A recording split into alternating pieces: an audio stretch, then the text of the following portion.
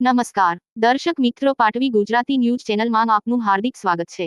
અંકલેશ્વરના ONGC overbridge પર ભૂવો પડ્યો, બ્રિજની કામગીરી સામે સવાલ ઉઠ્યા।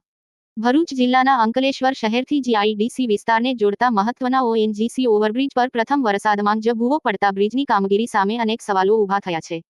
અંકલેશ્વરમાં છેલ્લા 4 દિવસથી વરસાદી માહોલ જોવા મળી રહ્યો છે, ત્યારે વરસાદી માહોલમાં અંકલેશ્વર શહેરથી જીઆઈડીસી વિસ્તારને જોડતા મહત્વના ઓએનજીસી ઓવરબ્રિજ પર ગાબડું પડ્યું હોવાના દૃશ્યો સામે આવ્યા છે।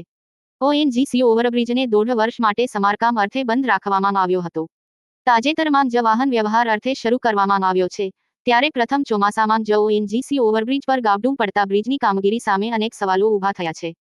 કામની ગુણવત્તાને લઈને ભ્રષ્ટાચાર આચરાયો હોવાના પણ આક્ષેપ થઈ રહ્યા છે।